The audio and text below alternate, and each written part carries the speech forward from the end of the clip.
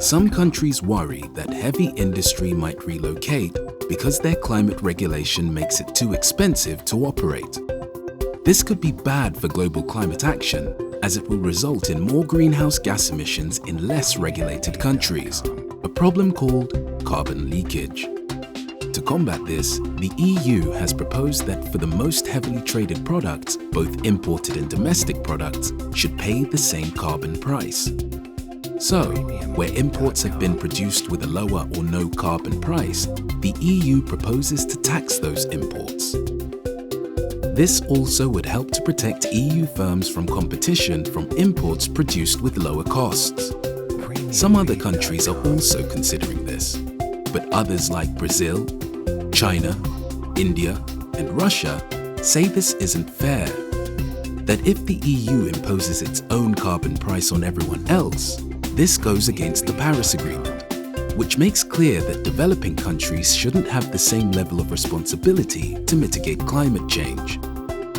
Some also argue that such border carbon taxes are not compliant with WTO rules. The World Trade Organization is the closest we have to an international referee.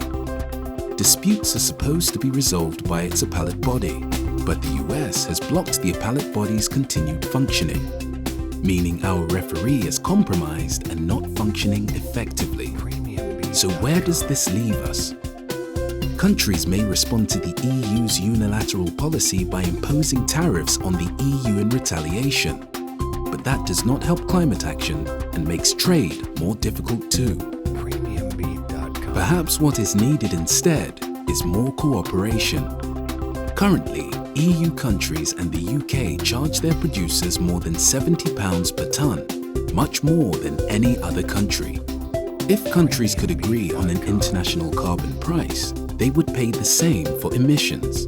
They could also cooperate on mechanisms to differentiate the policy or provide support to developing countries in the spirit of the Paris Agreement. This shows why cooperating on carbon pricing is so important. If countries can't work together on this, we risk having trade wars and making policies to reduce climate change less effective.